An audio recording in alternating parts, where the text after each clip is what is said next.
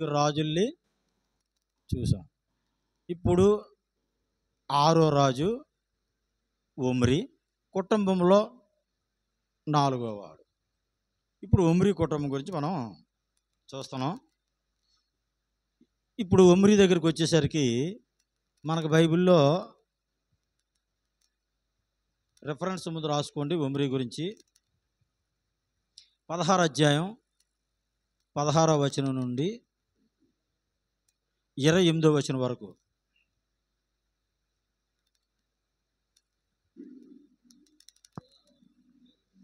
16 అధ్యాయం 16వ వచనం నుండి 28వ వచనం వరకు కూడా ఒమ్రి గురించి ఉంది. వీళ్ళ గురించి బైబిల్లో కొద్దిగా ఉంటాయి, కానీ ఇతర చరిత్రలు ఉన్నాయి వీళ్ళకి. ఇశ్రాయేల్ రాజు గ్రంథాలు, యోధా గ్రంథాలు రాస్తున్నాడు చూసారా, వాళ్ళ దగ్గర యూదుల దగ్గర ఎక్కువ చరిత్రలు ఉంటాయి వీళ్ళ గురించి. మనకు బైబిల్లో ఇచ్చింది క్లుప్తంగా, ఏ రాజుది ఎక్కువ అవసరం ఎక్కువ ఇచ్చారు, ఏ రాజుది తక్కువ ఇస్తే సరిపోద్దో వాళ్ళు తక్కువ ఇచ్చారు. ఓకే, ఇప్పుడు ఈ భాగం చదువుతున్నాను చూడండి. బయోడేట్ నేను చదువుతుండే కానీ చెప్తున్నప్పుడే మీరు రాసేసుకుంటుండాలా. చేతితో రాయాలి, చెవితో వినాలి. మరలా రివ్యూ చేసినప్పుడు మీరు చెప్పాలి. 16వ వచనంలో ఏముంది ఒమ్రి గురించి? మనం చూసాం, ఆల్రెడీ చదివేశాం. అది ఏం చదివాం? జిమ్రి కుట్ర చేసి రాజును చంపించిన వార్త అక్కడ దిగి ఉన్న జనులకు వినబడను కనుక ఇశ్రాయేలు అందరూ ఆ దినమున సైన్యాధిపతి అయిన ఒమ్రిని దండుపేటలో ఇశ్రాయేలు వారి మీద రాజుగా పట్టాభిషేకం చేసిరి. వీళ్ళు ఎప్పుడైతే రాజుగా పట్టాభిషేకం చేసేసుకున్నారో ఇంకొక వర్గం వాళ్ళు, ఇప్పుడు జిమ్రి మీదకి వీళ్ళు దాడికి వెళ్ళారు. వెళ్ళేసరికి ఈ దాడికి వచ్చారన్న సంగతి విని జిమ్రి ఆత్మహత్య చేసుకున్నాడు. అయితే ఇప్పుడు 21వ వచనంలో ఏం జరిగిందో చూద్దాం. 21 నుండి. అప్పుడు ఇశ్రాయేలు వారు 2 జట్లుగా విడిపోయి, ఇప్పుడు చూడండి, మళ్ళీ ఇప్పుడు 2 జట్లు విడిపోయారు. ఒమ్రి వచ్చిన తర్వాత 2 జట్లు విడిపోయి జనుల్లో సగం మంది గేనతు కుమారుడైన తిబ్నీని రాజుగా చేయవలని అతని పక్షమునను, సగం మంది ఒమ్రి పక్షమునను చేరిరి. ఈ వచనం మీకు అర్థం అవ్వాలా. 21వ వచనంలో మరలా విడిపోయారు వీళ్ళు. ఇప్పుడు ఒమ్రి వచ్చిన తర్వాత ఏమయ్యాడంటే, మరికొంతమంది విడిపోయి తిబ్నీని రాజుగా చేయాలని నిర్ణయించుకున్నారు. ఇప్పుడు ఒమ్రి పక్షంలో అందరూ లేరు. ఇప్పుడు కొంతమంది సైన్యం మళ్ళీ జిమ్రి చనిపోయిన తర్వాత వీళ్ళు మళ్ళీ విడిపోయారు. విడిపోయి ఈ అందరూ ఒమ్రికి సపోర్ట్ చేయకుండా కొంతమంది తిబ్నీకి సపోర్ట్ చేశారు. అయితే ఏం జరిగిందో చూద్దాం 22 నుంచి. ఒమ్రి పక్షపు వారు గేనతు కుమారుడైన తిబ్నీ పక్షపు వారిని జయింపగా తిబ్ని చంపబడెను. అంతే. తిబ్ని అసలు రాజు కూడా అవ్వలేదు. తిబ్ని ఇంక రాజు అవ్వలేదు, రాజుగా చెయ్యాలని అనుకున్నారు. ఒమ్రిని ఓడించేసి తిబ్రిని రాజుగా చేయాలనుకున్నారు, కానీ అసలు రాజుగా అవ్వకుండా పోయాడు ఆయన. ఎవరు? తిబ్ని. అది ఆయన గురించి. చంపబడిను, ఒమ్రి రాజాయను. యోధా రాజైన ఆషా ఏలుబడిలో 31వ సంవత్సరమున ఒమ్రి ఇశ్రాయేలు వారికి రాజై 12 సంవత్సరములు ఏలును. రాసుకోవాలి అంటే మీరు. ఒమ్రి 12 సంవత్సరాలు పరిపాలించాడు. ఆయన కాలంలో యోధారాజు ఎవరు? అది ఆ 12లో 6 సంవత్సరాలు అతడు తిర్సాలో ఏలును. ఏం అర్థమైంది? ఒమ్రి 12 సంవత్సరాలు పరిపాలించాడట. అందులో 6 సంవత్సరాలు ఎక్కడ? తిర్సాలో. తిర్సా ముఖ్యపట్నం కదా, బయోసా కాలం నుంచి. బయోసా, యాలా, జిమ్రి వీళ్ళందరూ తిర్సాలోనే ఉన్నాడు. ఈయన కూడా 6 సంవత్సరాలు తిర్సాలోనే ఉన్నాడు. మొదట ముఖ్యపట్నంగా అదే పరిపాలించాడు, రాజధాని. తర్వాత 6 సంవత్సరాలు ఏమైందో చూడండి. 24వ వచనం. అతడు సెమెరు నొద్ద సొమ్రోను కొండను 4 మనుగులు వెండి కొనుక్కొని ఆ కొండ మీద పట్టణం ఒకటి కట్టించి ఆ కొండ యజమానుడైన సెమెర అని అతని పేరును బట్టి తాను కట్టించిన పట్టణమునకు సొమ్రోను అని పేరు పెట్టెను. ఒమ్రి యెహోవా దృష్టికి ముందు ఇది అర్థమైతే అప్పుడు తర్వాత వెళ్తాను. 24వ వచనం అర్థమైందా? ఇప్పుడు మన సొమ్రోను అంటున్నాం చూసారా, ఇశ్రాయేల్ రాజధాని సొమ్రోన్. అదే కొత్త నిబంధనలో సమరయ. సొమ్రోనే సమరయ. ఇంతకీ ఈ సమరయ ఎలాగొచ్చిందంటే షోమ్రోన్. ఈ షోమ్రోన్ ఎలాగొచ్చిందంటే 24వ వచనంలో ఇచ్చాడు చూడండి. షెమెరు నొద్ద షోమ్రోను కొండను 4 మణుగులు వెండికి కొనుక్కొని ఆ కొండ మీద పట్టణం ఒకటి కట్టించి ఆ కొండ యజమానుడైన షెమెరు అని అతని పేరును పెట్టి తాను కట్టించిన పట్టణానికి షోమ్రోను అని పేరు పెట్టాను. పుట్టినట్లు ఏముంది కింద? పుట్టినట్లు ఏముంది బైబిల్లో? సామరయ.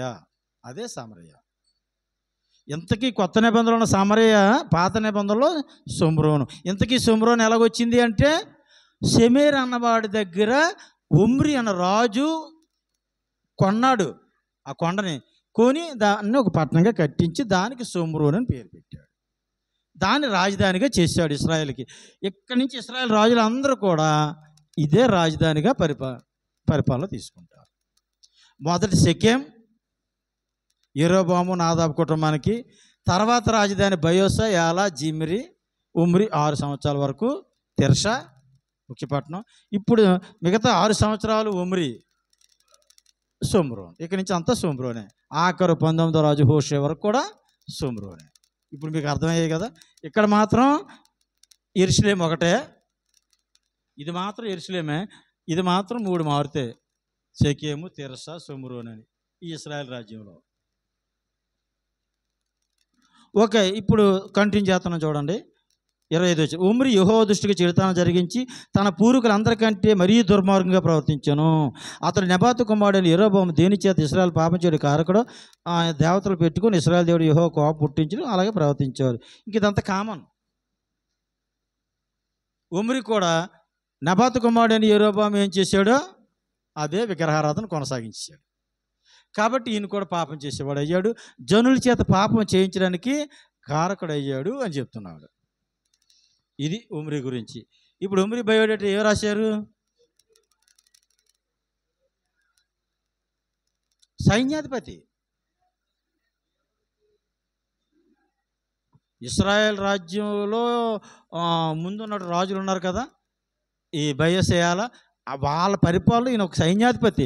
అంటే బయోసేయాల ఎలా చెప్తున్నాడు అలాగే ఇశ్రాయేల్ దేవుడిని ఆరాధిస్తున్నాడు. ఇశ్రాయేల్ పక్షానే ఉన్నారు, జనుల్లోనే ఉన్నారు వీళ్ళు. ఇశ్రాయేల్ 10 గోత్రాలు కూడా దేవుడి పక్షాన ప్రజలే. కాకపోతే వీళ్ళు మొదటి రాజు ఒక చిన్న స్టెప్ రాంగ్ వేసాడు. బేతేల్లో ఒకటి, దానిలో ఒకటి దూడబొమ్మలు పెట్టాడు.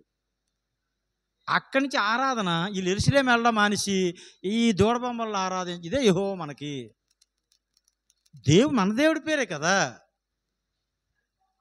అది దేవుడికి ఏది అసహ్యం? విగ్రహారాధన అంటే అసహ్యం. నన్ను ఒక బొమ్మగా చేసి ఆరాధిస్తారేంట్రా బాబు అని దేవుడి కోపం. మానవుడు ఏమనుకుంటాడు? దేవుడిని ఏదో రూపంలో చూడాలని ఏదో ఒక రూపం తయారు చేసేసుకుంటున్నాడు మానవుడు. మానవుడికి దేవుడికి ఎక్కడ సెట్ అవ్వట్లేదు. దీనివల్ల ఈ పాపం అందరూ కొనసాగించేస్తున్నారు. ఆ పాపం కంటిన్యూ చేసేస్తున్నారు వీళ్ళు. ఓకే, ఇప్పుడు ఉమ్రి బయోడేటా ఏంటి రాశారు? ఉమ్రి 12 సంవత్సరాలు పరిపాలించాడు. అంటే ఇశ్రాయేల్ రాజులో ఎన్నోవాడు? 6వ వాడు. రాజు కుటుంబంలో ఎన్నోవాడు? 4వ వాడు. ఎన్ని సంవత్సరాలు పరిపాలించాడు? 12 సంవత్సరాలు. ఇంకా ఈయన ముఖ్య పట్టణాలు ఏంటి?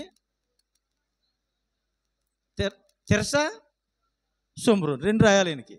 ఈయన రాజధాని మొదటి తిర్సా 6 సంవత్సరాలు, తర్వాత అది అలాగే 12 సంవత్సరాల పరిపాలనలో.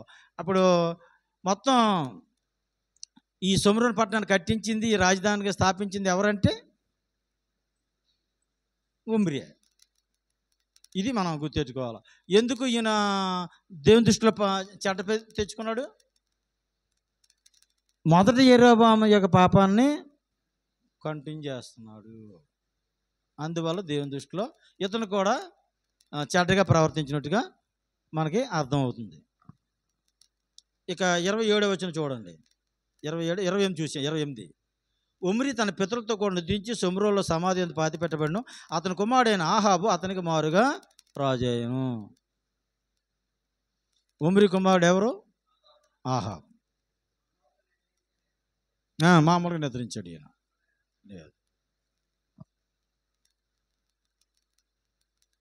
ఇప్పుడు ఆహాబు ఎన్నో రాజు? దేవుడు మనకు సహాయం చేయను గాక. ఈ ఆహాబు చరిత్ర పెద్దది. దీంతో మొదటి రాజుల గ్రంథం కూడా అయిపోతుంది బైబిల్. ఇది కొద్దిగా మీరు బాగా పికప్ అవ్వాలి. ఇప్పుడు చాలా మంచి సబ్జెక్ట్ వస్తుంది మనకి. ఏలియా ప్రవక్త వస్తున్నాడు. మంచి విలన్ ఈయన, ఈ రాజు. మొదటి యెరోబాము తర్వాత విలన్ ఎవరంటే ఈయనే, ఆహాబే. ఈయన గురించి చాలా జాగ్రత్తగా మీరు అర్థం చేసుకోండి. ఆహాబు రిఫరెన్స్ రాసుకోండి. ఆహాబు యొక్క రిఫరెన్స్ 16 అధ్యాయం 29వ వచనం నుండి 22 అధ్యాయం 40వ వచనం.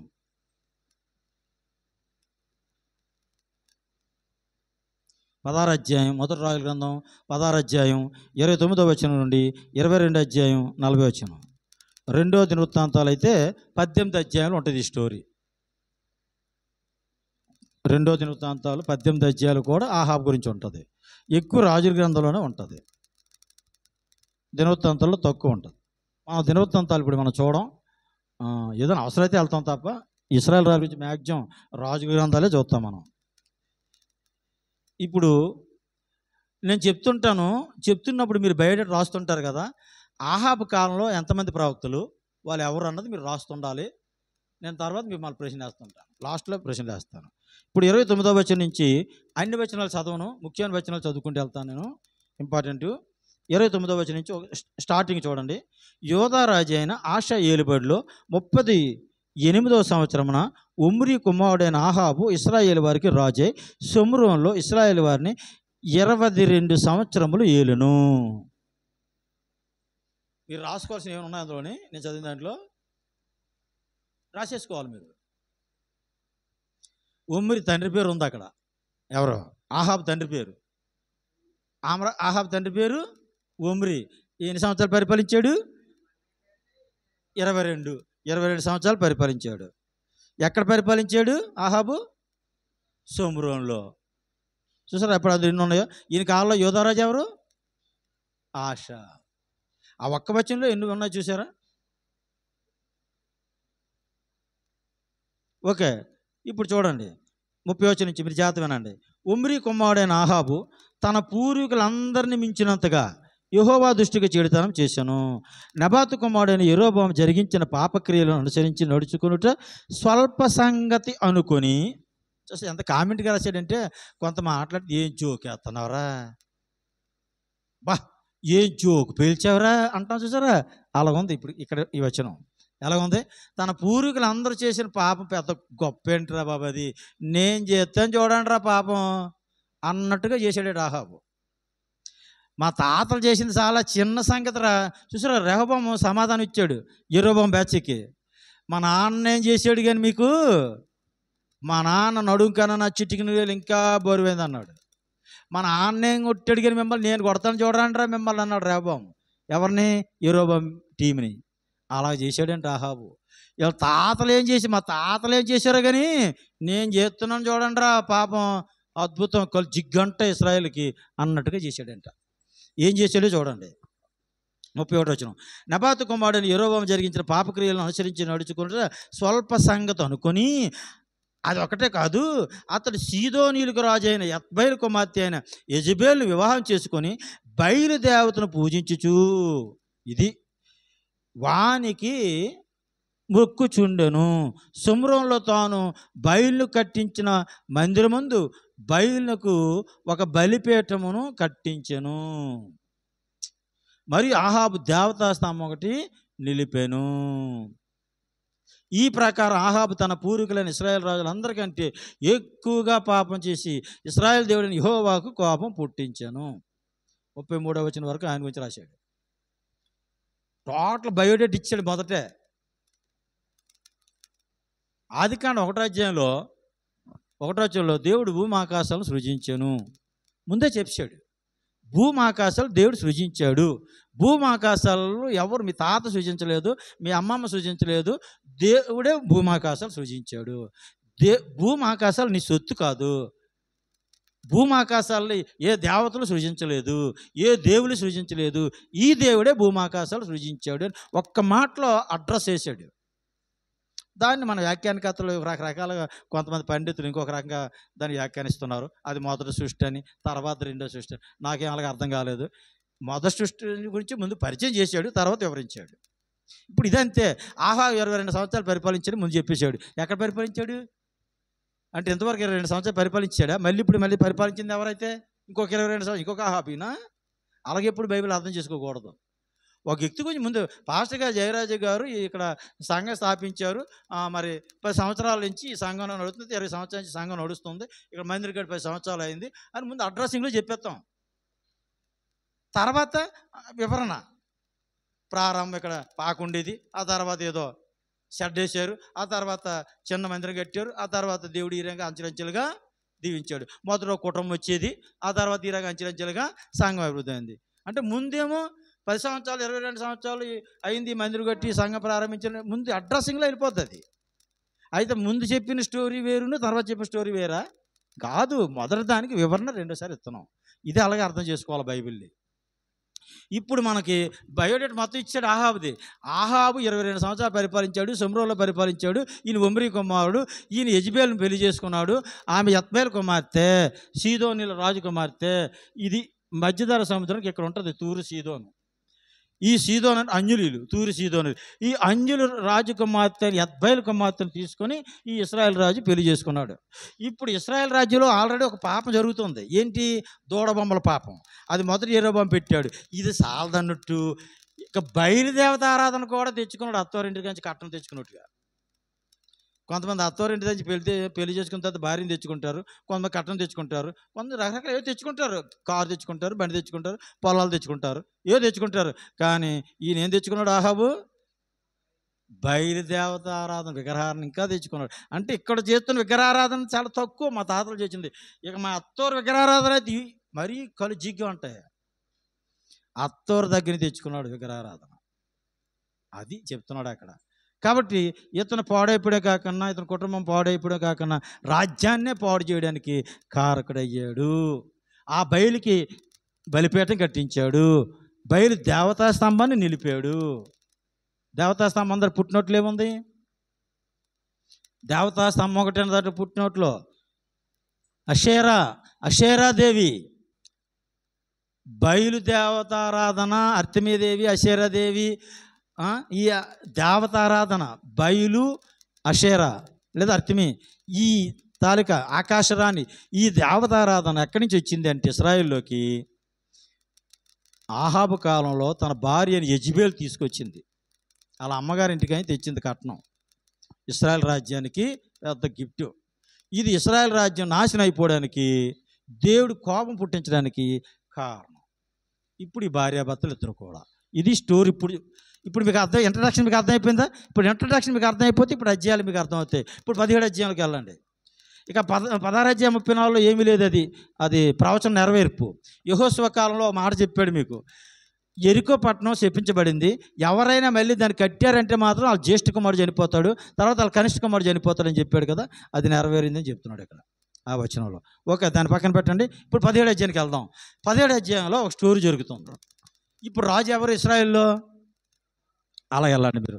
ఆహాబు రాజు ఎవరో మీకు తెలిసిపోయింది. ఆహాబు ఎలాంటివాడో తెలిసిపోయింది. ఆహాబు రాజు భార్య ఎలాంటిదో, యెజబేలు ఎలాంటిదో మనకి తెలిసిపోయింది. ఇప్పుడు దేవుడు ఒక ప్రవక్తను లేపాడు. ఆయనే ఏలియా. ఇప్పుడు వచ్చాడు ఏలియా ప్రవక్త. ఆహాబు రాజుకి ఏలియా ప్రవక్త రావాల్సిన పరిస్థితి వచ్చింది. ఇప్పుడు ఏమంటున్నాడంటే ఏలియా ప్రవక్త వచ్చి ఈయన ఏలియా 17 మొదటి వచనంలో చూడండి. గిలాదు కాపురస్తుల సంబంధించి తిష్బీయుడైన ఏలియా ఆహాబు వద్దకు వచ్చి, యవన సన్నిధిని నేను నిలబడి ఉన్నాను, ఇశ్రాయేలు దేవుడైన యెహోవా జీవంతోడు, నా మాట ప్రకారంగా ఈ సంవత్సరంలో మంచి అయిన వర్షమైన పడదని ప్రకటించెను. ఆహాబు రాజా, నువ్వు చేసిన దుర్మార్గ పనులకి, నీ భార్య చేసిన దుర్మార్గ పనులకి, నీ దుర్మార్గ పరిపాలనకి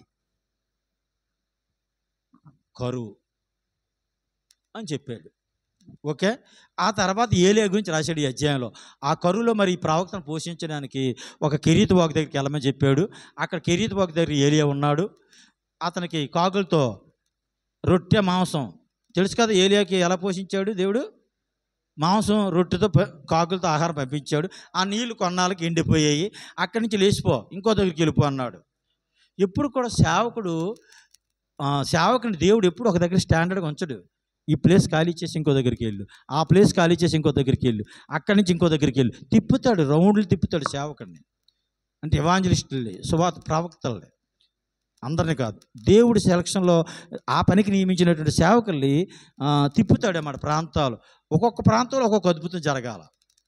కాబట్టి కేరీతు వాగు ఎండిపోయింది, అక్కడ కాకులతో నేను పోషించాడని దేవుడు అర్థమైపోయింది. ఇప్పుడు అక్కడి నుంచి లేచి వెళ్ళిపో. ఎక్కడికి వెళ్ళిపో? సారేపతి ఊరెళ్ళు. అక్కడ సారేపతి విధవరాలకి నేను ఆజ్ఞాపించాను. అక్కడ సారేపతి విధవరాల దగ్గరికి వెళ్ళాడు. ఆమె దగ్గరికి వెళ్ళేసరికి ఆమె ఏం చేస్తుంది? ఇక ఈ కరువులో చచ్చిపోయి కనబడుతున్నాను, ఇక ఆఖరు కొద్ది పిండి ఉందో దాన్ని కోసం ఇద్దరు అప్పం చేసుకుని నేను నా కుర్రోడు లాస్ట్ భోజనం చేద్దామని నిర్ణయించుకున్నామని చెప్పి ఆ పరిస్థితికి వచ్చింది. అలా టీ తాగుతూ మాట్లాడుకుందాం, ఓకేనా? నేను టీ తాగుతూ మాట్లాడడం కావాలి. వికాసనా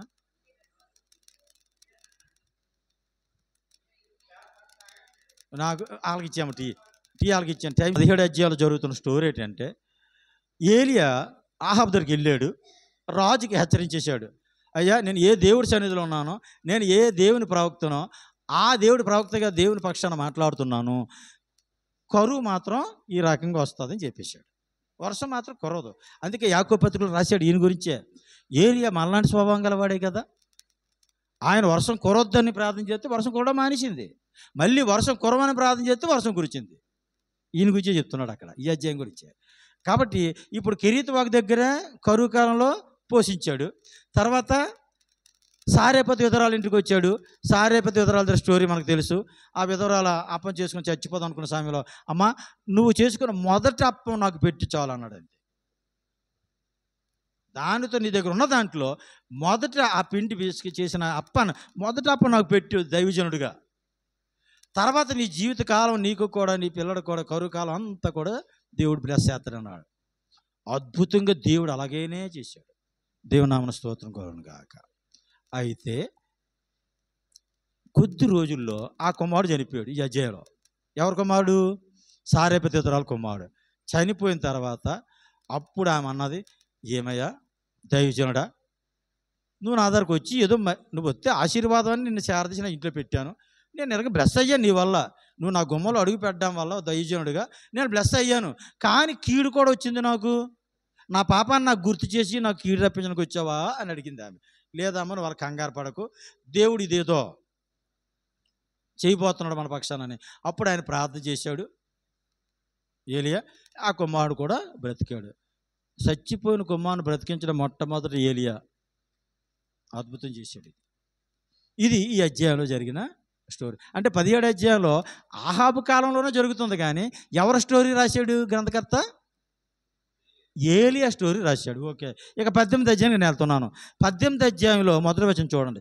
అనేక దినములైన తరువాత 3వ సంవత్సరం నందు యెహోవాకు ఏలియాకు ప్రత్యక్షమై, ఇప్పుడు మళ్ళీ దేవుడు ఏలియాతో మాట్లాడుతున్నాడు, నేను భూమి మీద వర్షం కురిపింపబోచున్నాను, నువ్వు వెళ్ళి ఆహాబును దర్శించమని సెలవేయగా ఆహాబును దర్శించడానికి ఏలియా వెళ్ళిపోయాను.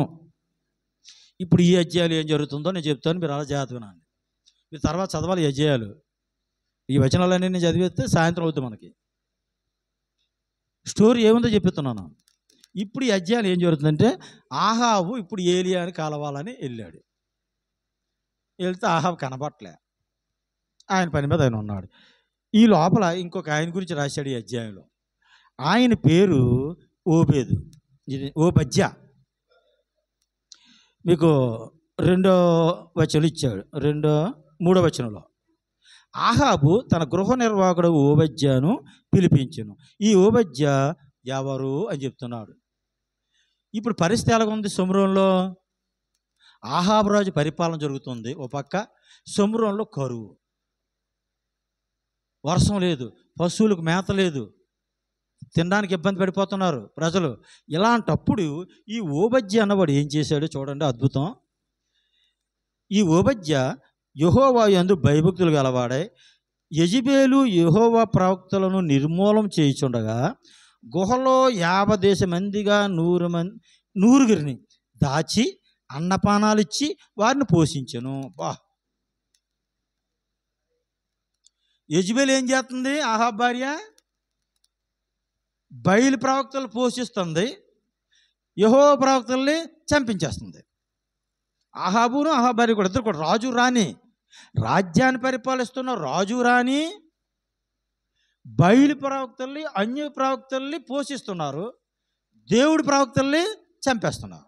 ఇప్పుడు ఈయన దేవుడు అంటే భయభక్తులు గలవాడు కనుక ఈ ఓబద్య ఏం చేశాడంట, ఒక 100 మంది ప్రవక్తలు సెలెక్ట్ చేసుకొని 50 మందిని ఒక గుహలోని 50 మందిని ఒక గుహలో దాచిపెట్టేసి ఈ రాజుకి రాణికి కనబడకుండా వాళ్ళకి 3 పూటలు ఫుడ్ పెడుతున్నాడు.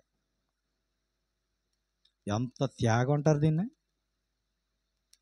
అయ్యో, దేవుడి ప్రవక్తలు వీళ్ళు దేవుని సేవకులు, వీళ్ళకి కరువులో ఎటువంటి ఇబ్బంది ఉండకూడదని వాళ్ళ రహస్యంగా ప్రత్యేకంగా దాచిపెట్టి పోషిస్తున్నాడంటే నిజంగా ఈయన ఓబద్యని చరిత్రలో ఎప్పుడు మనం మర్చిపోకూడదు. ఈ రోజుల్లో కూడా ఇలాంటి సంఘాల్లో ఇలాంటి విశ్వాసం ఉన్నారు. సేవకులకి ఆదరణ ఇచ్చేవాళ్ళు, సేవకుల సంఘాన్ని దేవుని కార్యాలు భుజాల మీద వేసుకునేవాళ్ళు. ఓకేనా? అయితే ఏమైందో చెప్తాను. ఇప్పుడు ఏలియా ఈ ఓబద్యకి కనిపించాడు. ఎందుకంటే ఓబద్య ఒక పక్కను, ఆహాబు రాజు ఒక పక్కను ఈ పశువులు గడ్డి మేత ఎక్కడ దొరుకుతుందా అని తిరగడానికి ఎత్తుకుతున్నారు. ఈ లోపల ఈ ఓబద్యకి ఏలియా ప్రవక్త కనిపించాడు. కనిపించి ఏమన్నాడంటే, ఓబద్య వెళ్ళి మీ గురుగారితో, మీ రాజుగారితో నేను ఇక్కడ ఉన్నానని చెప్పు అన్నాడు. ఎవరు? ఏలియా ప్రవక్త. అప్పుడు ఈయన ఏమన్నాడంటే, నీకు ఒక నమస్కారం అయ్యా, నేను బాల్య నుండి భయభక్తులు గలవాడను. యెహోవా అంటే నాకు దేవుడి భయం మొదటి నుంచి ఉంది, చిన్నప్పటి నుంచి ఉంది. ఈ విధంగా అంతా చెప్పుకుంటాడు. నేను దేవుని ప్రవక్తలు ఇలాగ, అందుకని ఆ భయభక్తులను పోషిస్తున్నాను, రాజు రాని ఇలాగ ఉన్నప్పటికి కూడా. ఏమయ్యా నేనేమన్నానయ్యా, నువ్వు వెళ్ళి మీ రాజుగారు చెప్పాయా, నేను ఉన్నానని చెప్పమంటే ఎందుకే ఎంత చెప్తున్నాను వచ్చి బహుశా అయ్యలేని అన్నాడు. అప్పుడు ఏమన్నాడంటే, నేను మరలా వస్తాను, ఆహాబుకి చెప్పేసి వస్తాను, నువ్వు ఆహాబు రాజు ఇక్కడికి వస్తాడు, నువ్వు మాత్రం ఇక్కడ ఉండవు. ఈ లోపల యెహోవా ఆత్మ నిన్ను ఇంకొదరు తీసుకుపోద్ది. అప్పుడు రాజు నేను చంపేస్తాడు. ఏరా నాతో ఆశపడుతున్నావు నువ్వు అని, మరి రాజు ఆశ తెక్కుడు అని చెప్పాడు. బాబు నా యందు దయించి ఆ పని మాత్రం చేయకు, నువ్వు పంపించేవంత మాత్రం నేను ఇక్కడే ఉంటానంటే వెళ్తాను, నువ్వు ప్రామిస్ చేస్తేనే అని చెప్పి అప్పుడు ఈయన దగ్గర పర్మిషన్ తీసుకుని వెళ్ళి ఆహాబు చెప్పాడు.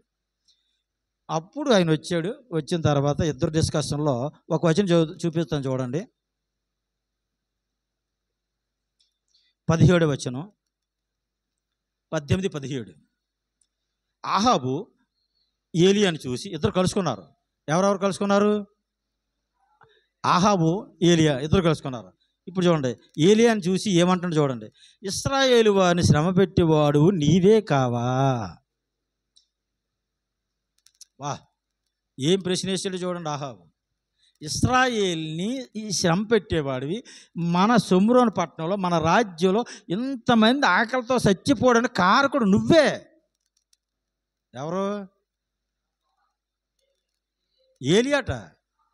ఆహాబు అంటున్నాడు, ఏలియాని అడుగుతూ ఏలియా మీద నేరం మోపుతున్నాడు. ఇశ్రాయేల్ రాజ్యంలో ఈ కరువు రావడానికి, ఇంతమంది చచ్చిపోవడానికి, ఈ పశువులు చచ్చిపోవడానికి, ఈ మేత లేకపోవడం, పశువులకి మనుషులకు ఆహారం లేకపోవడానికి, మాకు ఇన్ని కష్టాలు రావడానికి కారకుడు నువ్వే. ఒళ్ళు జల్లు అంటది మనకి. పరిపాలన బాగోక దేవుడు కరువు తీసుకొచ్చాడు. కానీ ఇప్పుడు రివర్స్లో మాట్లాడుతున్నాడు ఆహాబు రాజు. ఇప్పుడు ఈయనేమన్నాడు ఏలియా చెప్పండి.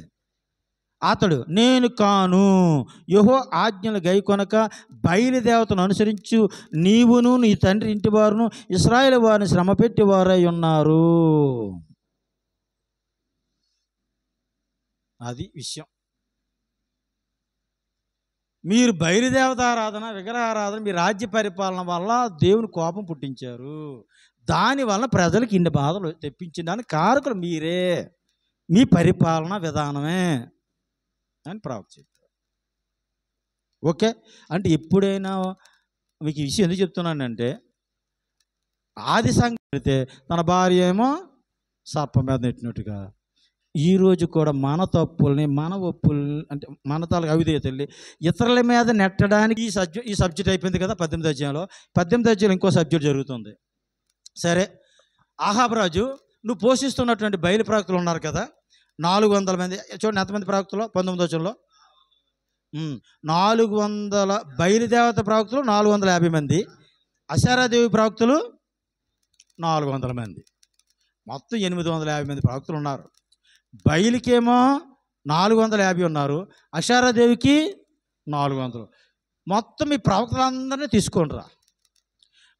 దేవుడి ప్రవక్తగా నేను దేవుడి పక్షాన్ని నేను ఒక్కనే ఉంటాను, మీ ప్రవక్తలందరూ కూడా ఒక పక్కన ఉండండి, ప్రార్థన చేద్దాం, ఎవరు దేవుడో మనం తేల్చుకుందాం రండి అని. అప్పుడు కర్మేలు పర్వతం మీద తీసుకెళ్ళి అక్కడ వాళ్ళు ప్రార్థన చేసినట్టుగా అప్పుడు దేవుడు ఈ బయలుదేవతల ప్రార్థనలు వాళ్ళ దేవతలు వాళ్ళ దేవుళ్ళు ఎవరు కూడా వాళ్ళ బయలుదేవుడు కానీ అశారాదేవి కానీ ఎవరు వినలేదని మనకు అర్థమైపోతుంది. ఈ అధ్యాయంలో యెహోవా దేవుడు ఏలియా ప్రార్థనని ఆకాశం నుండి అగ్ని దించినట్టుగా మనకు అర్థమైంది. దేవుని నామమున స్తోత్రం కలుగుగాక. ఈ స్టోరీ అంతా చాలాసార్లు మీరు ఆల్రెడీ వినేశారు, కానీ దాన్ని చదివించలేదు. చివరికి ఈ అధ్యాయం చివరిలో విస్తారమైన వర్షం కురుస్తుంది, నువ్వు వెళ్ళు అని అప్పుడు ఆహాబు రాజుకి చెప్తే అప్పుడు ఆయన వెళ్ళాడు. ఆహాబు రథం మీద వెళ్తే ఈయన అడ్డుగా పరిగెత్తుకుంటూ వెళ్ళిపోయాడట. ముందే అడ్డుదారిలో యెజ్రెయేలు గుమ్మం నదికి వచ్చేసాడంట. 18 ఆఖరి మీరు చదివితే ఇది 18 అధ్యాయంలో. 18 అధ్యాయంలో స్టోరీస్ ఆహాబు రాజు పరిపాలనలో ఏం జరిగే మనకు అర్థమైపోయింది. ఓకేనా? కరువు కాలంలో ఓబజ్జి ఏం చేశాడు? బయలు ప్రవక్తలతో పోటీ ఏలియా ప్రవక్తకి. అంటే ఆహాబు రాజు పరిపాలన బాగోలేదని దేవుడు చూపిస్తున్నట్టుగా ఆహాబు గ్రహించాలని ఏలియా ప్రయత్నం చేస్తున్నాడు ఒప్పించడానికి. కానీ ఆహాబు ఒప్పుకోవట్లేదు. ఆహాబు ఒప్పుకుందన్నా వెనకాల యెజెబెలు ఒప్పుకోనివ్వట్లేదు. రాణి భార్య మాట ఎక్కువ వింటాడు కాబట్టి ఇంకా దుర్మార్గం పెంచుకుంటూ పోతున్నాడు ఈయన. ఇది ఇక్కడ జరుగుతున్నటువంటి స్టోరీ. ఇక నెక్స్ట్ 19 అధ్యాయానికి వచ్చేసరికి ఏముంది? 19 అధ్యాయంలో ఉన్న స్టోరీ ఏలియా గురించి ఇక్కడ రాయబడి ఉంది. మళ్ళీ ఇందులో కూడా 19 అధ్యాయంలో కూడా ఏలియా గురించి ఉంది. ఇప్పుడు ఈ బయలు ప్రవక్తలు 450 మంది చంపించేశాడు కదా ఈయన. 450 మంది బయలు ప్రవక్తల్ని చంపించేశాడు ఈయన. ఎవరో? ఏలియా. చంపించిన ఈ విషయం ఎవరికి తెలిసింది? రాణి గారికి తెలిసింది. రాణి గారికి తెలిసిన తర్వాత రాణి గారికి కోపం వచ్చింది. వెళ్ళి ఆహాబు అంతా చెప్పాడు రాణి గారికి. చెప్పిన తర్వాత సరే నువ్వు ఊరుకోబోయే నేను చూసుకుంటాను అని చెప్పింది రాణి. ఏమని అన్నదో ఒకసారి 19 అధ్యాయం 1 చూడండి. ఏలియా చేసిందంతయు అతని ఖడ్గం చేత ప్రవక్తలందరినీ చంపించిన సంగతియు ఆహాబు యెజెబెలుకు తెలియజెప్పగా యెజెబెలు ఒక దూత చేత ఏలియాకు ఈ వర్తమానం పంపించను. రేపు ఈ వేళకి నేను నీ ప్రాణం వారిలో ఒకని ప్రాణం వలె చేయని ఎడల దేవుడు నాకు గొప్ప అపాయం కలుగు చేయనుగాక అన్నది.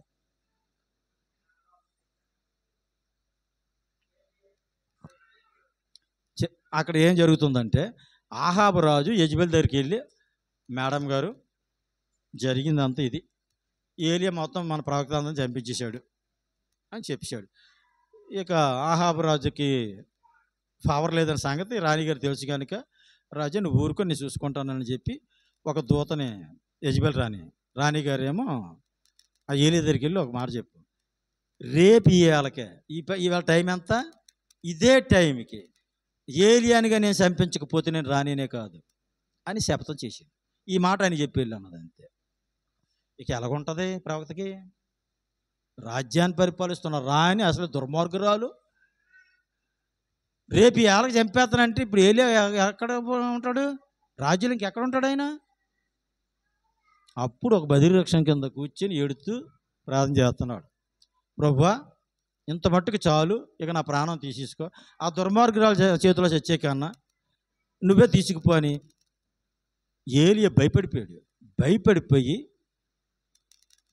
ఇంకా మరణాపేక్ష గలవాడే అని రాసి ఉంటుంది. అది అధ్యాయాలు మనం చదివితే అప్పుడు ఒక దేవదూత ప్రత్యక్షమై, ఎందుకయ్యా అప్పుడు నువ్వు ఏదో మరణంపై అనుకు వచ్చావు, ఇంకా నీ పని చాలా ఉంది, నువ్వులే. అది ఆహారం అక్కడ రొట్టెలు అందించింది దేవదూత.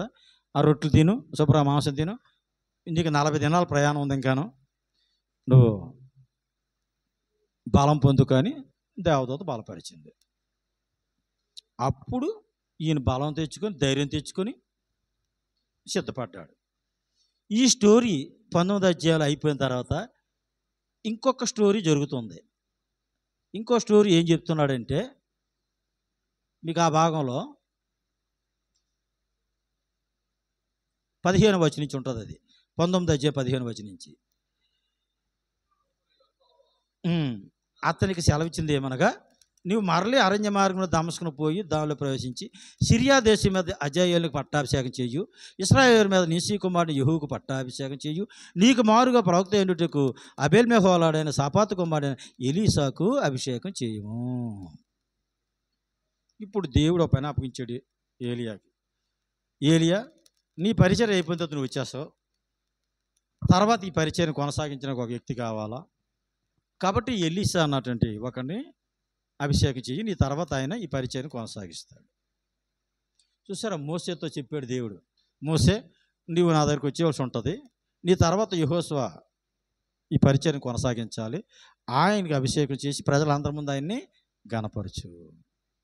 ఇప్పుడు ఈ పని ఏలియాకి చెప్పాడు. ఇప్పుడు ఏలి వెళ్ళిన తర్వాత ఈ అధ్యాయం లాస్ట్లో మనం చదివితే, ఎలీసా అక్కడ పెద్ద భూస్వామి, ఆయన 12 అరకలతో దుండి 12 అరకలు ఈయన తోలుతున్నాడట. అయినప్పటికీ ఈయన వెళ్ళి దుప్పటేసేసరికి ఆ భూమిని, ఆ మొత్తం పొలం అంతటిని కుటుంబాన్ని విడిచిపెట్టేసి ఆ గురుగారు ఏలియాని అతనికి పరిచర్య చేయడానికి, ఆయన ఉద్యోగం ఏంటి, ఒక భూస్వామి ఒక ప్రవక్త దగ్గర పరిచర్య చేయడానికే, అంటే పనోడి కింద ఒక ప్రవక్తకి పనోడి కింద వెళ్ళిపోయాడు.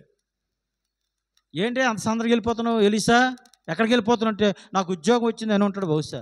ఏ ఉద్యోగం అంటే, పనివాడు ఉద్యోగమా? పనివాడు ఉద్యోగం కోసం ఇంత పొలం వదిలించుకుంటావా, తల్లిదండ్రులు వదిలించుకుంటావా, కుటుంబాన్ని వదిలించుకుంటావా? పనివాడు ఉద్యోగం. ఎవరి దగ్గర పనివాడిని అనుకుంటున్నాను నేను? ఏలియా ప్రవక్త గారి దగ్గర పనివాడిని నేను. అప్పటికే ఏలియా గురించి నీకు తెలిసి ఉంటుంది, లేకపోతే పొలాన్ని వదలడు, ఇల్లు వదలడు, అంత త్యాగం చేయడు. వెళ్ళిపోయాడు. ఇక ఎక్కడి నుంచి ఏలియాని ఎలీసా వెంబడిస్తున్నాడు. ఇది మాత్రం మీరు మైండ్లో రికార్డ్ చేసుకోవాలి. 19 అధ్యాయం నుంచి ప్రారంభమైంది ఎలీసా స్టోరీ, 17 అధ్యాయంలో ప్రారంభమైంది ఏలియా స్టోరీ. రాజు ఎవరు?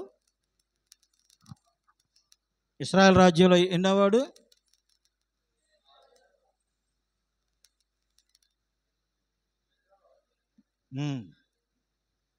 ఏడో రాజు.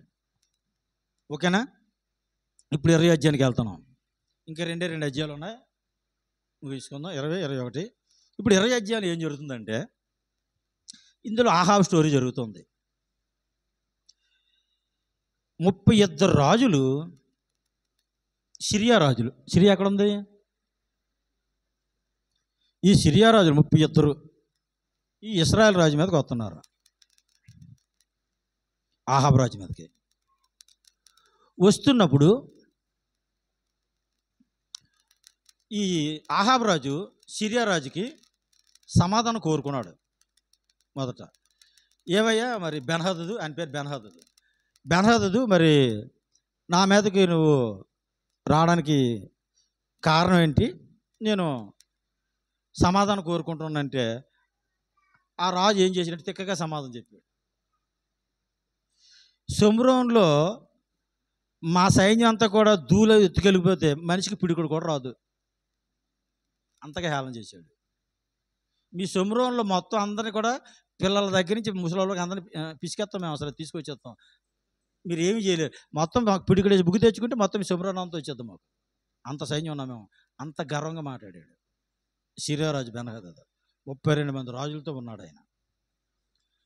అలా మాట్లాడుతున్నప్పుడు ఏం జరుగుతుందో 13వ వచనం చూడండి. ప్రవక్త అయిన ఒకడు ఇశ్రాయేల్ రాజున ఆహాబునొద్దకు వచ్చి అతనితో ఇట్లనెను, యెహోవా సెలవిచ్చినది ఏమనగా, ఈ గొప్ప దండంతయు నువ్వు చూచితివే, నేను యెహోవానని నీవు గ్రహించినట్లు నేడు దాన్ని నీ చేతికి అప్పగించెదను. ఓ ప్రవక్త వచ్చాడు, ఈయన పేరు లేదు. ఇప్పుడు ఆహాబు కాలంలో ప్రవక్తలు ఎంతమంది మీరు నోట్ చేసుకోవాలా? ప్రవక్తలు ఇంతవరకు ఏలియా ఉన్నాడు కదా, ఏలియా కొనసాగుతున్నాడు. ఇప్పుడు ఒక ప్రవక్త యాడ్ అయ్యాడు.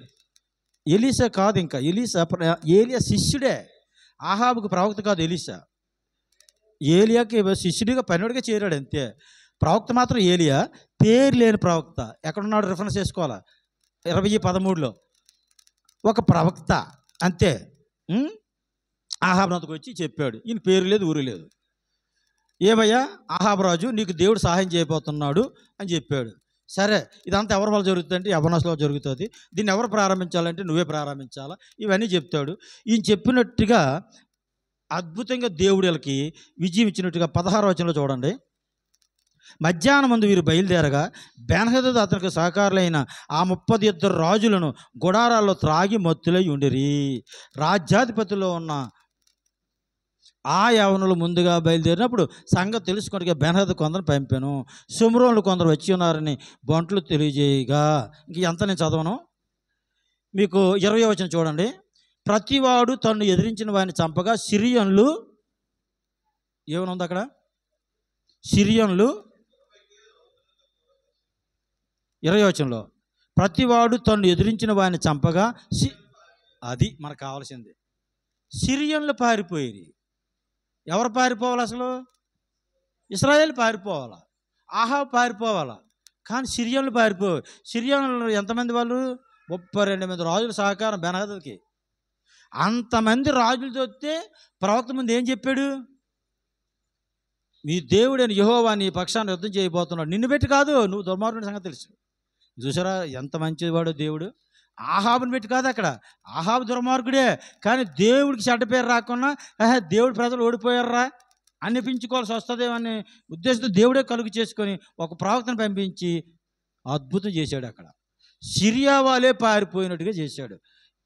ఇక 20వ వచనం చూడండి, కంటిన్యూ చేశాను. ఇశ్రాయేల్ వారు వారిని తరుముతుండగా సిరియా రాజును బెన్హదదు గుర్రమెక్కి రౌతులతో కూడా తప్పించుకొని పోయాను.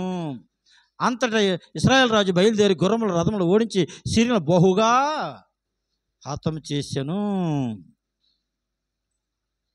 ఇది రిజల్ట్. మొదటి ప్రవక్త చెప్పాడు కదా అక్కడ. ఇప్పుడు 22వ వచనం కూడా చూడండి, ఏం చెప్తున్నాడు ఆ ప్రవక్త. మళ్ళీ ఆ ప్రవక్తే ఇశ్రాయేల్ రాజు వద్దకు వచ్చి, నువ్వు బలం తెచ్చుకో, నువ్వు చేయవలసిన దాన్ని కనిపెట్టి ఉండుము, ఏడాది నాటికి సిరియా రాజు మీ మీదకి మరలా వచ్చినందుకు చెప్పాను. ఈ మాట బాగా అండర్లైన్ చేసుకోండి బైబిల్లో. ఎప్పుడు కూడా ఒక సమస్య దాటిపోయిందని శంకలు కొద్దొద్దు. ఒక సమస్య నుంచి, ఒక శ్రమ నుంచి మనం విడుదల పొందామంటే నెక్స్ట్ ఇంకోటి రెడీగా ఉంటుంది. ఎప్పుడు రాజులకి ఈ సంవత్సరం ఏదో విజయం వచ్చేసిందని శంకలు గుద్దారా, వచ్చే సంవత్సరం ఇంకొక యుద్ధం ఉంటుంది. అదే చెప్తున్నాడు ప్రవక్త. ఓ ఆహాబు రాజా, నువ్వు శంకలు కొద్దొద్దు, సిరియా రాజు జయించావని. వచ్చే సంవత్సరం మళ్ళీ వస్తారు నీకు. ఓడిపోయిన వాళ్ళు ఎప్పుడు కూడా మరలా నేను ఏదో రోజు వాళ్ళు గెలాలని చూస్తారు. శత్రువు ఎప్పుడు కూడా, సాతానుగాడు ఎప్పుడు కూడా మనకి ఒక సమస్య నుంచి మనం విడుదల పొందిన తర్వాత వీళ్ళు విడుదల పొందేశారు కదా, సరేలే ఇంకా వదిలేద్దాం అనుకోడు. ఓహో, అందులోని విడుదల పొందారు, ఈసారి ఈ బాణం వేస్తాను అంటాడు, ఇంకొకటి తీసుకొస్తాడు మన మీదకి. మీకు లోకాసు వార్త 21వ అధ్యాయం 31వ వచనంలో మంచి మాట ఉంటుంది. యేసు ప్రభువు మాట అంటారు, సీమోను సీమోను, సాతాను మిమ్మల్ని జల్లించాలని కోరుకున్నాడు, మీ నమ్మిక తప్పిపోకుండా నేను తండ్రిని వేడుకొనిచున్నాను. సాతాను మనల్ని జల్లించాలని కోరుకున్నాడు, యోబుని జల్లించాలని కోరుకున్నాడు, యోబు కుటుంబాన్ని జల్లించాలని కోరుకున్నాడు, ఈరోజు కూడా మనల్ని జల్లించాలని కోరుకుంటున్నాడు. క్రైస్తవ కుటుంబాలు సాతానుగాడు జల్లించుతాడు, నో డౌట్. జల్లించేటప్పుడు మనం నిలకడగా నిలబడితే మనం పాస్ అయినట్టు. ఆ జల్లించేటప్పుడు మనం కలవర పడిపోయి, తొట్టిలు పడిపోయి, పాపంలో పడిపోయి, మళ్ళీ మన అవిశ్వాసంలోకి వెళ్ళిపోతే ఫెయిల్ అయిపోయినట్టే. ఏమున్నా లేకపోయినా, ఈ పరిస్థితులు ఎలాగున్నా, రోగం తగ్గినా తగ్గకపోయినా, ఆస్తులు ఉన్నా లేకపోయినా, సమాధానం ఉన్నా లేకపోయినా, పరిస్థితులు ఎలాగున్నా నా ప్రభు యందు నేను ఆనందిస్తాను. అంతే మన తీర్మానం. సాతానా వెనక్కి పో అంటే యోబుని హింసించినట్టు హింసించి ఏదో రోజు వెళ్ళిపోతాడు. అంతవరకు మనల్ని జల్లిస్తాడు, మన కుటుంబాలు జల్లిస్తాడు, మన పరిచర్యలు జల్లిస్తాడు. మన విశ్వాస పరీక్షది. ఆ జల్లించడానికి ప్రభు మనల్ని అప్పగిస్తాడు, ఎందుకంటే మన విశ్వాస స్టాండర్డే కాదని. కాబట్టి మరలా ఏడాది నాటికి ఏమవుతాడు? సిరియా రాజు మళ్ళీ వస్తాడని చెప్పాడు. ఇప్పుడు ఆహాబు ఏడు చేశాడు. ఈ లోపల చూడండి 23వ వచనం నుంచి. అయితే సిరియా రాజు సేవకులు అతనితో ఇలా మనం చేశారు, వారి దేవతలు కొండ దేవతలు కనుక వారు మనకంటే బలవంతులయ్యారు. అయితే మనం మైదానం మంది వారితో యుద్ధం చేసిన ఇలా నిశ్చయంగా వారిని గెలిచదాము. ఈ బెన్హదదు సేవకులు ఏం చెప్పారంటే, అయ్యా మనం ఇవాళ ఓడిపోవడం కారణం ఏంటనుకుంటున్నారు? వాళ్ళ దేవతలు కొండ దేవతలు, ఈసారి మనం మైదానంలో యుద్ధం చేస్తే మనమే గెలుస్తామన్నారు వీళ్ళు. ఎవరు? శత్రువులు. అప్పుడు రాజుకి మరలా ప్రేరేపించబడ్డాడు. ఇప్పుడు 28వ వచనం చదవండి. అప్పుడు దైవజనుడైన ఒకడు, అండర్లైన్, ఇంకో ప్రవక్త, దైవజనుడైన ఒకడు వచ్చి ఇశ్రాయేలు రాజు ఇట్లెను, యెహోవా సెలవిచ్చింది ఏమనగా, సిరియన్లు యెహోవా కొండలకు దేవుడే కానీ లోయలకు దేవుడు కాడని అనుకొందురు. అయితే నేను యెహోవానై ఉన్నానని మీరు తెలుసుకున్నట్లు ఈ గొప్ప సమూహమంతయు నీ చేతికి అప్పగించదును. ఇంకొక ప్రవక్తను పంపించాడు అహాబు దగ్గరికి. పంపించి, ఈయన కూడా పేరు లేదు, పంపించి ఈయన ద్వారా ఏం చెప్తున్నాడు, సిరియా వాళ్ళు ఎలాగ అనుకుంటున్నారయ్యా, వాళ్ళ దేవుడు కొండలకే దేవుడు కానీ లోయలకు కాదు, మనం లోయలో యుద్ధాలు చేస్తే గెలిచేస్తాం అని అనుకొని మళ్ళీ నీ మీదకి వస్తున్నారు వాళ్ళు, నువ్వు జాగ్రత్తగా ఉండు అని చెప్పాడు. ఈ లోపల ఈ తింగరోడు ఏం చేశాడంటే అహాబు రాజు, ఈ సిరియా రాజు ఈయనతో సమాధాన పడడానికి ట్రై చేశాడు. ఎవరితోని? అహాబు రాజుతోని. ఈ రాజు సమాధానం పడిపోయాడు. నా కుమారుడా బెన్హదదు, నువ్వెవరు, నేనెవరు, నీ తండ్రి ఎవరు, నా తండ్రి ఎవరు, నువ్వు నేను పక్క దేశంలోనే కదా, రా నువ్వేంటి బాయ్ అని రథం ఎక్కించేసుకున్నాడు. ప్రవక్త ఏం చెప్పాడు? ముందు ప్రవక్త ఏం చెప్పాడు? వచ్చే ఏడాది మరలాలు వస్తారని చెప్పాడు కదా. ఇంకో ప్రవక్త వచ్చి ఏం చెప్పాడు? వాళ్ళు వస్తారు, అయినా నువ్వు భయపడకు, సమాధాన పడకని చెప్తే ఈయన శత్రువులతో సమాధానం పడిపోయాడు. ఎవరు? అహాబు రాజు. ఇప్పుడు ఈ వచనం చదవండి, 34వ వచనం. తమ తండ్రి చేతిలో నుండి నా తండ్రి తీసుకున్న పట్టణాలు నేను మరలా అప్పగిస్తాను. నా తండ్రి సుమ్రోన్లో వీధులు కట్టించుకున్నట్లు దమస్కులో తన కొరకు తమరు వీధులు కట్టించుకునవచ్చు అని అతనితో చెప్పగా, అహాబు ఈ ప్రకారంగా నీతో సంధి చేసి నిన్ను పంపివేయనని చెప్పి అతనితో సంధి చేసి అతన్ని పోనిచ్చాను. ఇది ఇప్పుడు వరకు నేను చెప్పిన స్టోరీ. అహాబు సంధి చేసేసుకున్నాడు శత్రురాజు బెన్హదతో, సిరియా రాజుతో. ఇప్పుడు 35వ వచనంలో చూడండి. అంతటి ప్రవక్త శిష్యుల్లో ఒకడు, అండర్లైన్, ఇంకో ప్రవక్త వచ్చాడు. ఇప్పుడు ముగ్గురు పేరు లేని ప్రవక్తలు ముగ్గురు వచ్చారు ఈ అధ్యాయంలో అహాబు రాజుకి, పేరు లేని వాళ్ళు. ఇప్పుడు ప్రవక్తల శిష్యులు ఒకడు వచ్చి పక్కన ఒక శిష్యుడు ఉన్నాడు, ఒకరిని చూశాడు, నన్ను కొట్ర బాగా అన్నాడు. అమ్మో నువ్వు ప్రవక్త, నిన్ను కొడితే నాకు శాపం మొత్తం, నేను కొట్టనా అన్నాడు. సరే నువ్వు వెళ్ళి సింహం తిని అతని అన్నాడు. అలాగే సింహం చెప్పేసిందాన్ని. నువ్వేనా నన్ను కొట్టరా అన్నాడు ఇంకొకడిని. అప్పుడు గట్టిగా కొట్టాడు. కొట్టిన తర్వాత తలపాకు వేసుకున్నాడు ఈ ప్రవక్త శిష్యుల్లో ఒకడు. వేసుకున్న తర్వాత ఒక దారిలో మార్గంలో నిలబడ్డాడు.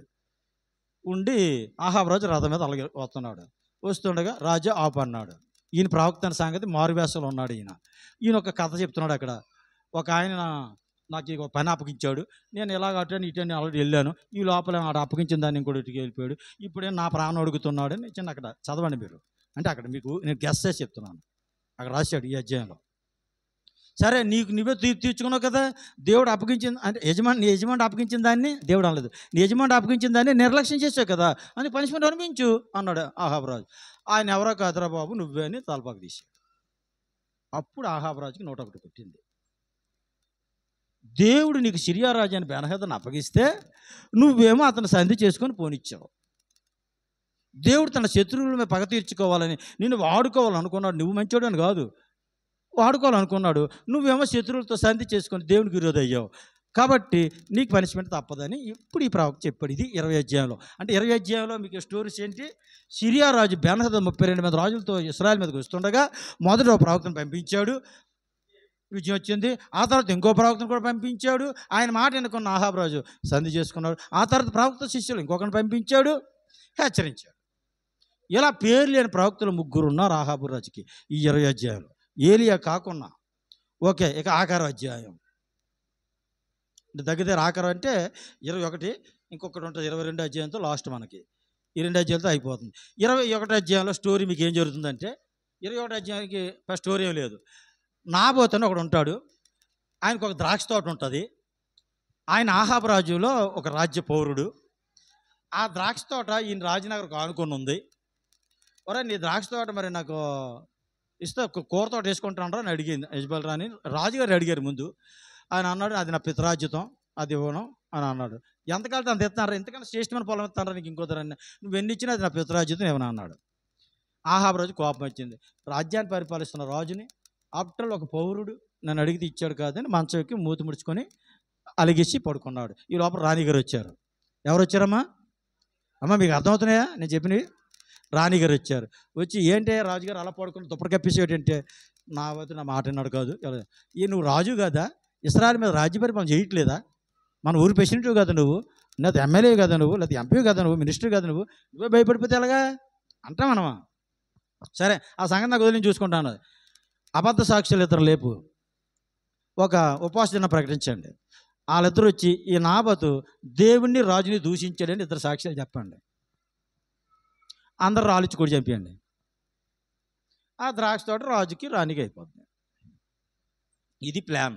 ఈ ప్లాన్ ప్రకారంగా నాబోతుని చంపించారు. యెజెబెల్ చంపించేసింది. ఇక రాజుగారు లేచిన తర్వాత తోట మనకు వచ్చేసింది, పొలం మనకు వచ్చింది, ఆనందపడుతున్నాడు. ఈ లోపల ఏమైందో ఒకసారి చూడండి. 21వ అధ్యాయంలో 17వ వచనం. అప్పుడు యెహోవాకు తిష్బీడి అని ఏలియాకు ప్రత్యక్షమై ఇలా సెలవిచ్చింది. ఇవన్నీ దేవుడు తెలిసిపోతున్నాయి, దేవుడు చూస్తున్నాడు కదా. నన్ను చూచువాడా నిత్యం కాచువాడా, ఉంది కదా పాట. నన్ను చూచువాడా నిత్యం కాచువాడు. నన్ను చూస్తున్నావు, నిత్యం కాస్తున్నావు, పరిశోధిస్తున్నావు, పరిశీలిస్తున్నావు, బాగుగా తెలుసుకుంటున్నావు. ఎలాగో కూర్చుండుట, లేచి ఉండుట, అన్నీ తెలుసుకున్నాడు. ఏలియాని పంపించాడు. ఏలియా వచ్చి ఏమన్నాడంటే, సరే ఈ స్థలం ముందు నాబోతు ఎక్కడ రక్తం చిందించాడో, నాబోతు రక్తం ఎక్కడ చిందింపబడిందో, ఎక్కడ తన రక్తాన్ని కుక్కలు లాగుతుందో అక్కడే నీ కుటుంబం తాలూకా నీ తాలూకా రక్తం కుక్కలు నాకుతాయి అని చెప్పాడు. ఎవరో ఏలియా ప్రవక్త. 20వ వచనం చూడండి. అంతటా అహాబు ఏలియాను చూసి, నా పగవాడా నీ చేతిలో నేను చిక్కబడితినా అని పలకగా ఏలియా ఇట్లనను. 22వ వచనం ఒకసారి చూడండి. ఇశ్రాయేలు వారు పాపం చేయుటకు నీవు కారకుడు అయి నాకు కోపం పుట్టించితివి గనుక నెబాతు కుమారుడైన యెరోబాము కుటుంబమునకును, అండర్లైన్, అహియా కుమారుడైన బయోసా కుటుంబమునకును నేను చేసినట్లు నీ కుటుంబమునకు చేయుదని యెహోవా సెలవిచ్చున్నాడు. మన అయిపోయిన చరిత్రలు మనకు ఉండాలంటారా అక్కర్లేదా మనకి? ఇందాక మనకు నబాతు కుమారుడు యెరోబాము ఎవడో, అహియా కుమారుడు బయోసా ఎవడో తెలియకపోతే ఇప్పుడు ఈ వచ్చిన మనకు అర్థమవుతుందా? ఇప్పుడు ఏం చెప్తున్నాడు ఏలియా? నెబాతు కుమారుడైన యెరోబాము కుటుంబం ద్వారా బయోసా ద్వారా ఎలా నిర్మూలన అయిపోయిందో, బయోసా కుటుంబం జిమ్రీ ద్వారా ఎలా నిర్మూలన అయిపోయిందో, నీ కుటుంబం కూడా రాబోతున్న రోజులు అలా మొత్తం నిర్మూలన అయిపోద్ది అని దేవుడు చెప్పన్నాడు అని చెప్పేసాడు. అంతే. ఓకే. 25వ వచనం చూడండి. తన భార్య అని యెజెబెలు ప్రేరేపణ చేత యెహోవా దృష్టికి కీడు చేయి తన్ను తాను అమ్ముకొనిన ఆహాబు వంటి వాడు ఎవ్వడునూ లేడు. అండర్లైన్. తన భార్య మాటలు విని యెజెబెలు, అంతా మంచి భార్య చెడ్డదైనప్పుడు భార్య మాటలు వినకూడదు. ఇంకా భార్య ప్రవర్తనే బాగోలేనప్పుడు వినకూడదు, భర్త ప్రవర్తనే బాగోలేనప్పుడు మనం వినకూడదు, తల్లిదండ్రుల ప్రవర్తనే బాగోలేనప్పుడు వినకూడదు. వాళ్ళ ప్రవర్తన బాగుంటేనే మనం ఫాలో అవ్వాలి.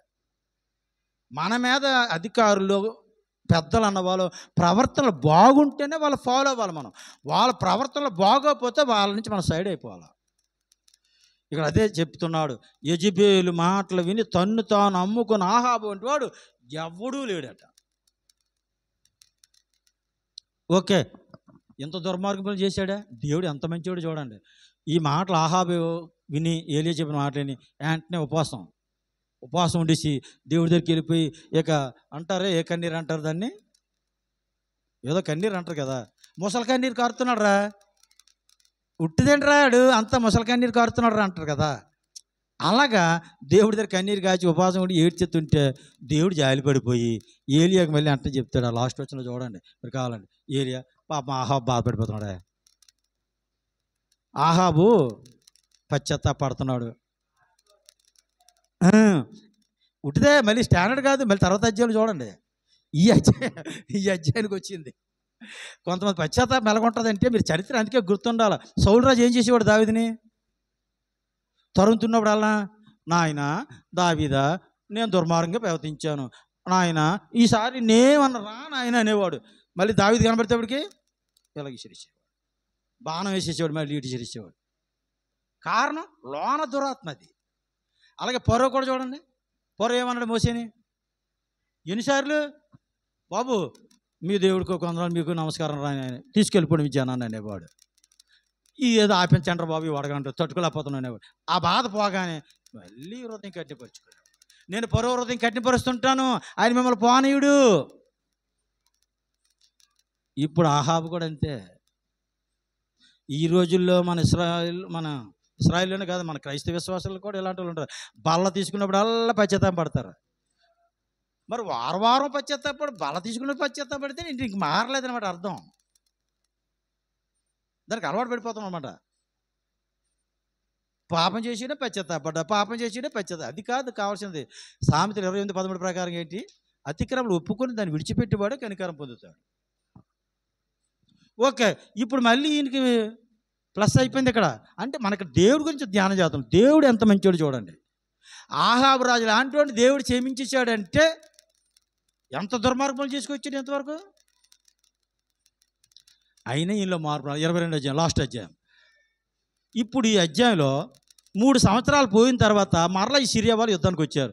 మీకు చెప్పానా, శత్రువు ఎప్పుడు కూడా మనల్ని విడిచిపెట్టేశాడు, ఈ వేళతో మన సమస్యలు తీరిపోయాయి, ఇక నా జీవితాంతం హ్యాపీ అనుకోవడం చాలా తెలివి తక్కువ. ఈ శరీరంతో ఉన్నంత వరకు మనం పోరాడాలి. ప్రతి దినం పాపంతో పోరాడాలి. ఈ శరీరంతో ఉన్నంత వరకు కష్టాలు అనిపించాలి. ఈ సంవత్సరం విడిచిపోయింది ఈ రోగం, మళ్ళీ వచ్చే సంవత్సరం రావచ్చు. ఈ రోగం విడిచిపెడితే ఇంకొక రోగం రావచ్చు. ఈ శత్రుత్వం పోతే ఇంకో శత్రుత్వం రావచ్చు. ఏదో ఒకటి వస్తుంటుంది మనకి. అయితే మనం ఎప్పుడు దేవుని నమ్మిక ఉంచి విశ్వాసం ఇచ్చి స్థిరంగా ఉన్నవాడు కదల్చబడ్డాడు. కొన్నాళ్ళు అలాగ సాతానుగాడు దాడి చేసి చివరికి ఈయన వెండి చేయడం నా వల్ల కాదురా బాబు అని యోబుని విడిచిపెట్టి వెళ్ళిపోయినట్టుగా వెళ్ళిపోతాడు. యేసుప్రభువు వారు ప్రార్థన చేశారు, ఉపవాస ప్రార్థన. మత్తయి 4వ అధ్యాయంలో సాతానుగాడు శోధించాడు. ఏం చేశాడు చివరికి? నా బాణాలు ఈయన పని చేయరా బాబు, నేను వెళ్ళిపోయాడు. అప్పుడు దేవదూతలు వచ్చి ఆయనకి పరిచర్య చేశాయని రాయబడి ఉంది. దేవుని స్తోత్రం. సాతాన్ మీద మనం విజయం సాధించాలంటే మనం స్థిరంగా నిలబడాలి అంతే. మనం అనే పోట్లాడలే, మన వల్ల అవుతుంది. దేవుడు చూసుకుంటాడు ఆ పని. మనం అప్పగించుకోవడే మన పని. పోట్లాడేవాడు దేవుడు. యుద్ధం యెహోవాది. మనం స్టాండర్డ్గా ఉండాలి. కదలకూడదు, బెదరకూడదు, భయపడకూడదు. మనం చేసిన పని అది ఒక్కటే. యోబుని ఎలా విడిచిపోయాడో, తర్వాత రెట్టింపు ఆశీర్వాదాలు ఎలా వచ్చాయో, యేసుప్రభుని ఎలా విడిచిపెట్టిన దేవదూతలు ఎలా పరిచర్య చేసాయో, మనల్ని కూడా చివరిలో అంతే. మనకు కూడా దేవదూతలు కాపుదల పరిచర్య పంపించేస్తాడు. రెట్టింపు ఆశీర్వాదాలు పంపించేస్తాడు. శ్రమలో మనం నిలకడగా ఉంటే, శోధనలో నిలకడగా ఉంటే. మనం పడిపోయామా, ఇంక మన పని అయిపోయింది, రక్కి అవుట్, పక్క తీసేస్తాడు ఇంక మనల్ని. ఓకే, ఇప్పుడు 3 సంవత్సరాలు పోయిన తర్వాత ముగిస్తున్నాను. 3 సంవత్సరాలు పోయిన తర్వాత మళ్ళీ యుద్ధానికి వచ్చారు. యుద్ధానికి వచ్చేసరికి ఇప్పుడు ఆహాబు రాజుకి ఒక చుట్టం తయారయ్యాడు. యోధారాజులో 4వ వాడు ఎవరు? యెహోషాపాతు. ఆశా కొడుకు యెహోషాపాతు. ఆశా తర్వాత యెహోషాపాతు రాజ్యానికి వచ్చాడు. ఇప్పుడు ఈ ఆహాబు రాజును యెహోషాపాతు ఇద్దరు కలిపి చుట్టాలకు అందుకున్నారు. ఈ ఆహాబు రాజు కుమార్తె ఉంటుంది అతల్యా. యెజబేలుకి ఆహాబు రాజుకి పుట్టిన కుమార్తె అతల్యా. ఈ అతల్యాని యెహోషాపాతు కుమారుడైన యెహోరాముకి ఇచ్చి పెళ్లి చేశారు. ఇప్పుడు వియంకుడయ్యాడు కదా యెహోషాపాతు.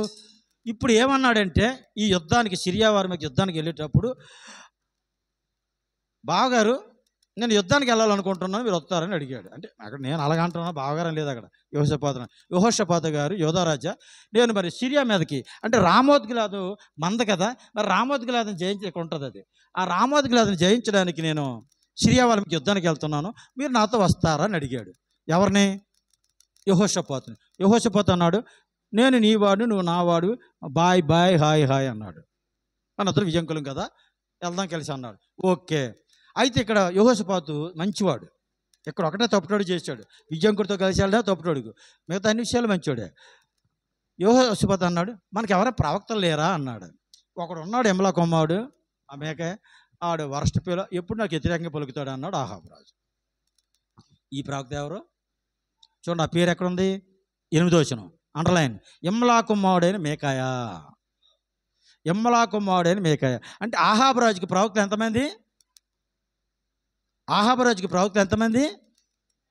5. ఏలియా, మీకాయా. మిగతా 3 ఎవరు? వీళ్ళు పేరు లేనోళ్ళు. యుద్ధం. అది మాత్రం మైండ్లో పెట్టుకోండి. ఈ మేకాయ అన్నవాడు అక్కడ ఉన్నాడు అంటే ఆడు వద్దు అన్నాడు ఆహాబు రాజు. యోధారాజు నచ్చలేదు ఆహాబు రాజు. అలాగే అనకూడదు, మనం దేవుని ప్రవక్త కదా అనక వాళ్ళు ఏం చెప్తే అదే మనం వినాలి అని చెప్పాడు.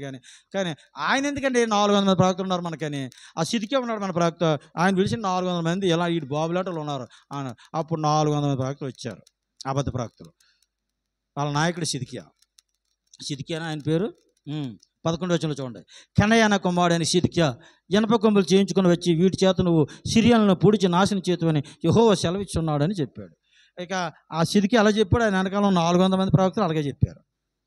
ఏం పర్లేదు తెలవై ఆహాబు రాజు, నువ్వు గెలిచేస్తావు, దేవునికి తోడే ఉంటాడు అని చెప్పారు. అప్పుడు ఈ మేకాయని కూడా పిలిపించి, యెహోషాపాతు పిలిపించమన్నాడు కదా, మరి మేకాయని పిలిపించారు. ఏమయ్యా మేకాయ ఏం చెప్తావు, నువ్వేం చెప్తావు? మేకాయని పిలిపించిన ఆయన ఆ దూత అన్నాడు, మేకాయ మా రాజు సంగతి తెలుసు కదా, ఆడు దుర్మార్గుడు.